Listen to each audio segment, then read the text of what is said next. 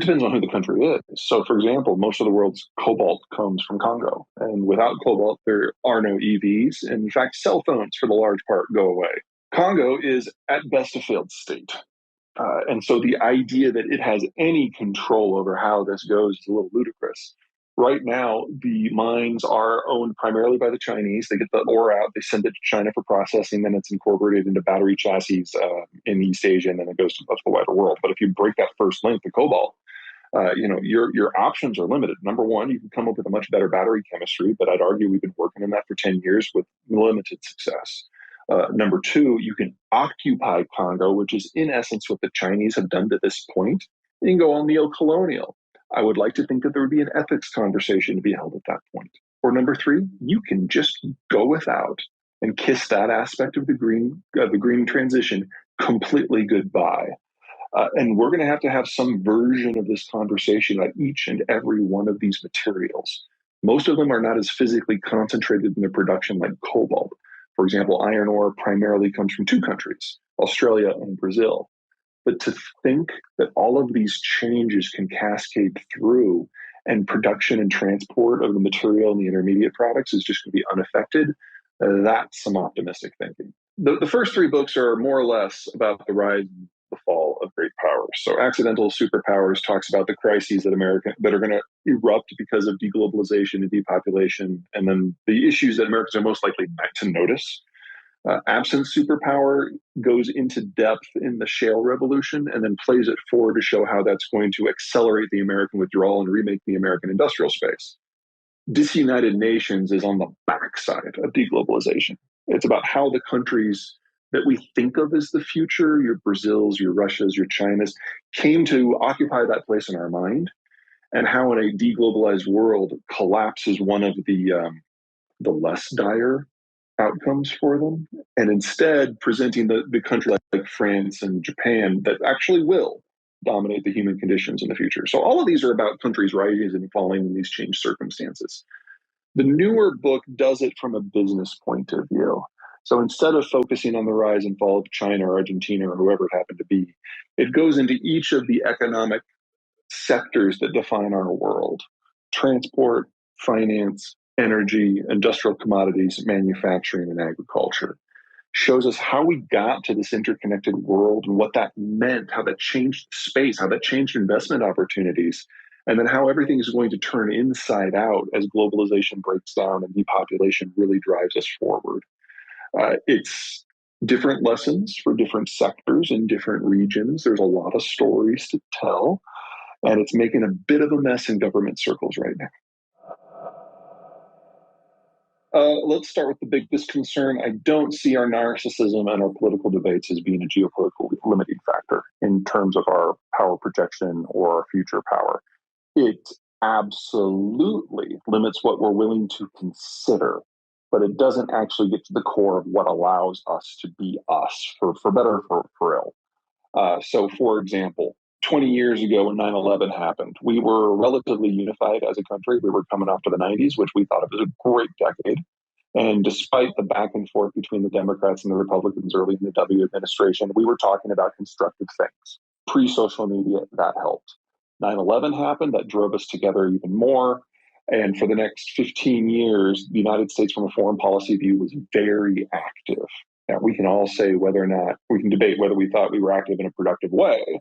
But the point was there wasn't a lot of dissent within the United States about whether we should or should not be active. It's a question of how should we do it? We can't do that right now.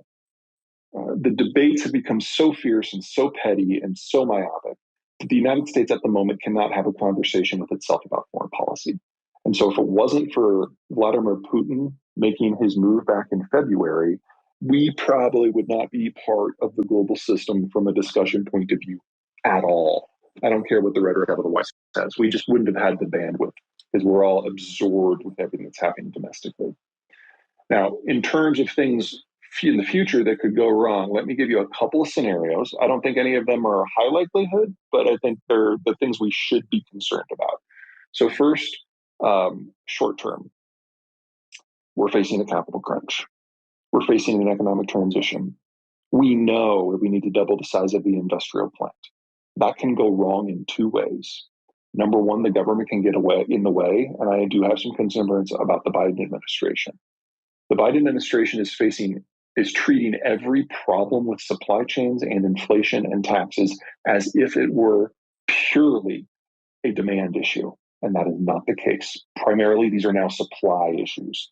The chains are breaking down, interruptions to energy flows around the world, a decade loss of investment capital across the entire energy space, and a global agricultural system that is so precariously balanced.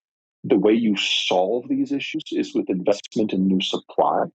And the Biden administration seems pathologically, almost ideologically opposed to even considering that as an option.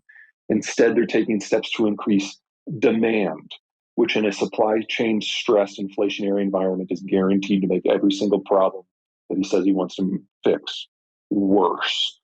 I normally try not to criticize political leaders until they've done something so monumentally dumb that they can't come back. And I am worried that the Biden administration is approaching my threshold for that very, very quickly. And if we fail to build out the requisite supply systems to fix these issues, we will have high inflation for a lot more than 5 years. So if this works and we do the build out, that is inflationary too. And we will have inflation of 9 to 15% for 5 years, but we will be accompanied by near record growth. If we fail to do the build out, we get all of the inflation and none of the growth, and it is not over in 5 years. So I'm not too concerned because it's just so obvious, but it should be obvious to the White House press corps as well, and it is not. Longer term, ruling out for the moment a general nuclear exchange, which I see as exceedingly low.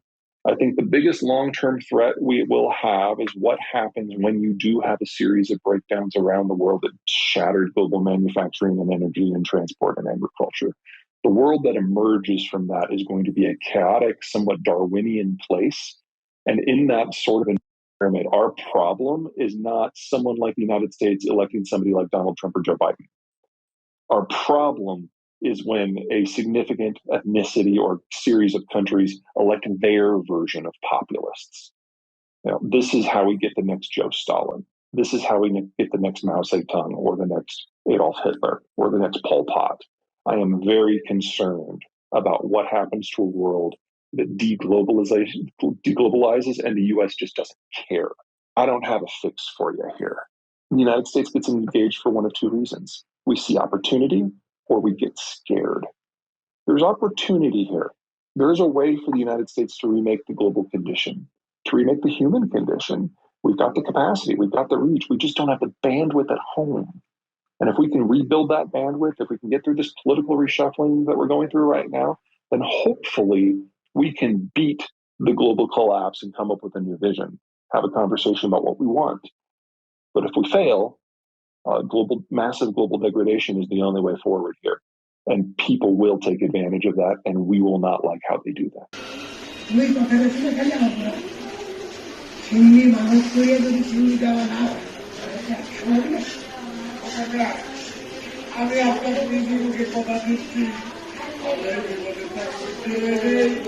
আমাদের যত চিন্তি বকে আছে